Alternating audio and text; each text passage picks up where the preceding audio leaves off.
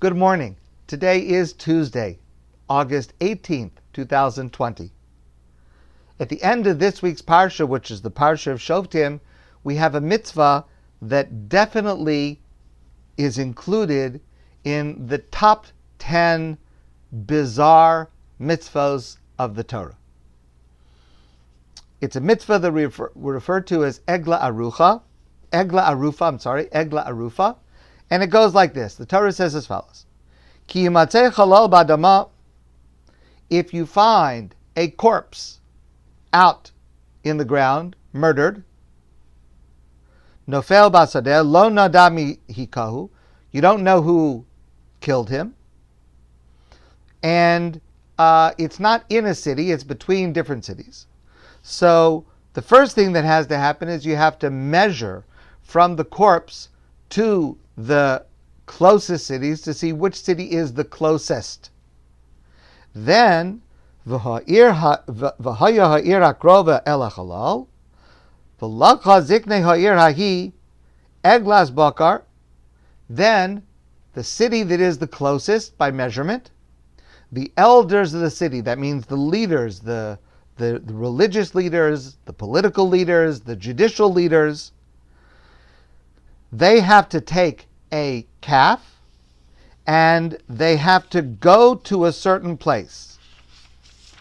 V'horidu ziknei ha'ir hahi aso egla el nachal esan. They have to go to a river or a stream, and they have to shecht, to slaughter, to kill the calf near that stream. Then all the Kohanim have to come, and all of the people of that area have to come, and the elders of the city speak. And they say, Yodenu lo shafchu es adam hazeh. Our hands did not shed this person's blood. Ve'einenu lo ro, and we did not see it happen.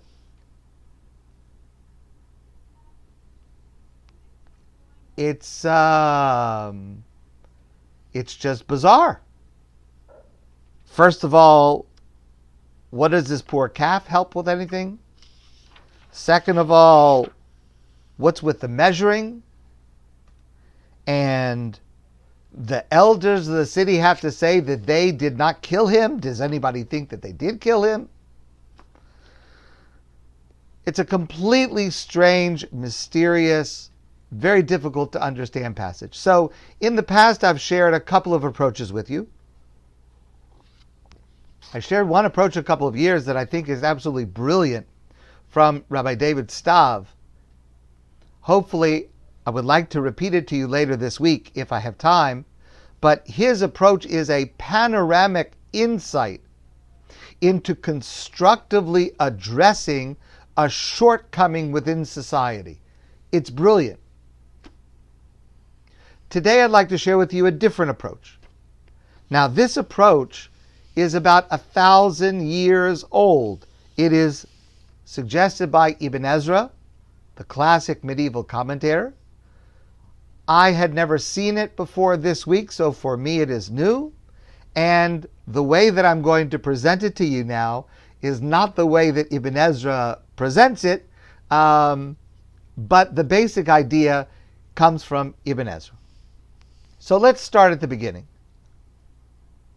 What is the problem that this mitzvah is coming to fix? Well, the problem is actually stated in the very first pasuk. The very first pasuk says, Ki yimatzeh chalal ba'adama, asher Hashem elokecha nosein l'chal rishta, when you will find a corpse lying on the ground, out of doors, between cities, lo noda mihiko, we do not know who the murderer is. It's a murder mystery. That's what this is. There are no witnesses, no evidence, Because, of course, you understand, if there were witnesses, if there was evidence, we wouldn't be engaged in this, I don't even know what kind of, what to call it kind of ceremony. It's not a legal ceremony. I'm not even sure that I understand how it's a spiritual ceremony, maybe in some way, but it's certainly not legal. If there were witnesses, it would be a legal case. But there are no witnesses, no evidence. That means no clues, no suspects, only a corpse with no ID. That's it. It's the greatest setup of all. It's a murder mystery. And therefore, because of the circumstances, no amount of investigation or reasoning will solve the mystery. Even if you gathered together Sherlock Holmes and J. Edgar Hoover and Columbo, even together they would not be able to solve it because there's nothing to go on. So what do we do when there is a murder mystery? And the Torah makes it clear we can't just let it be. We can't just accept these things happen and go on with our lives, because murder is a capital crime. It is a crime against mankind because it is the taking of the life of another human being. It is also a crime against God because every human being is created b'tselem Elokim, in God's image. So the murder has also affected, so to speak, God himself. Letting it pass is not an option. But how do we try to arrive at justice with nothing to go on? Well, let's consider, what would we do now? Answer is obvious. We put it on Facebook. Why? Why do we put these kind of stories on Facebook? Very simple and often quite effective. Because if somehow somebody saw something, they may come forward. So if we can craft a story that is sufficiently compelling so that it goes viral, then lots of people will talk about it. Now, you need a hook. You need something to make it go viral. Maybe it's a celebrity. Maybe it's a particularly gruesome detail. But something unusual in the way it's told, or who's telling it, or who's involved, that makes it go viral. And what does that mean, make it go viral? That catches people's attention. So what? Because then lots of people start to talk about it. And that's what you want. You want lots and lots of people to be talking about. Did you hear what happened? What do you think happened? How could it be? Here's an idea. Is there a hotline to send in ideas?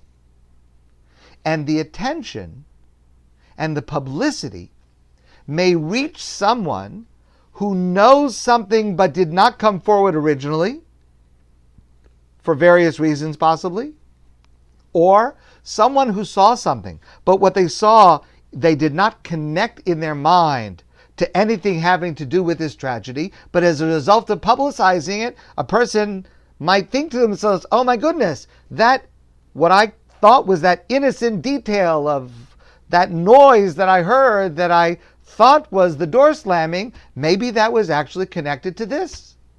And that person that I glimpsed and I thought I knew who it was and where they were going, but maybe it was someone else. So that's how that kind of talk, the more widely spread the better, might possibly lead to something.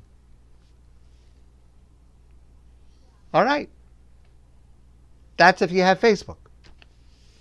What did we do before we had Facebook? You need to create an attention-grabbing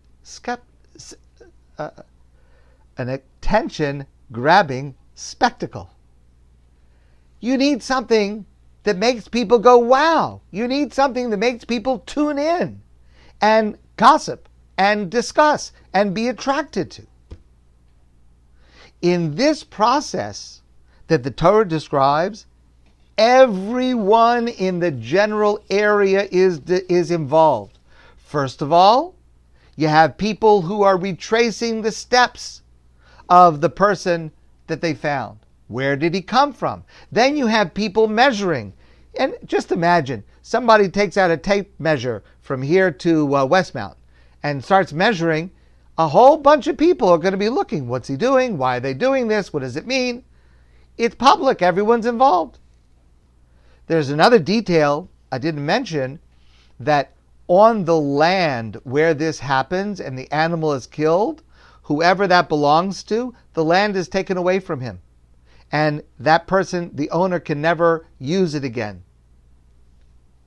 Well, that landowner certainly has a motive to find the killer, because if he could find the killer, he could bring him to justice. Otherwise, he's going to lose his farm. He's going to lose his land. So he's out searching for whatever clues he can find. And then you have this big spectacle of people come, and they all gather, and the rock stars of the time get up to speak.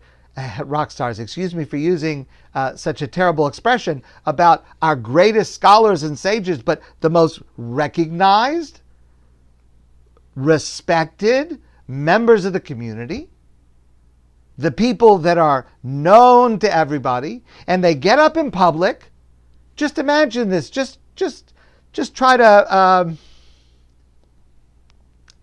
I'm holding myself back from making any political comments now. Okay, I just see the effort. Okay, but just imagine a person that everyone knows and everyone recognizes and everyone pays attention to, and that person gets up and says something, and they say something completely outrageous. What happens? Everybody talks about it. Every TV show, every chat group, every Facebook post, it's all about what this person said that sounds so crazy. Lahavdil, I don't mean to compare our great tzaddikim and judges and leaders to any of these other people. But you imagine the most respected people get up in a gigantic crowd and say, I did not commit murder. So obviously what's going on in the crowd is, well, yeah, but who did? And that's the goal. So now everybody's buzzing and everybody's talking. You have these strange things going on. Animals pushed off cliffs, and who knows what else is going on. Strange things. Everyone is involved, and people start talking. And what happens when people start talking? Person remembers something. Something comes back to them. Oh, there was someone who was actually might have been there, but they've been out of town for a while. Or there's been someone in the hospital for a few weeks, but he was there before he went into the hospital. Let's go check. Or that little piece of something that I found, which it had nothing to do with it, maybe actually it does have something to do with it. And that's what the Ibn Ezra says. With all of this public spectacle and people talking about what's happened, everyone talking about what's happened, it is likely, possible, maybe even likely, that a clue will arise and a suspect will be identified. And hopefully, a murder mystery solved. It could be a TV show. CSI Deuteronomy. But that's the mitzvah. That's what the Torah is teaching us with the mitzvah of Egla Arufa. My friends, have a great day. If you catch any criminals today, let me know. And I look forward to seeing all of you soon in person.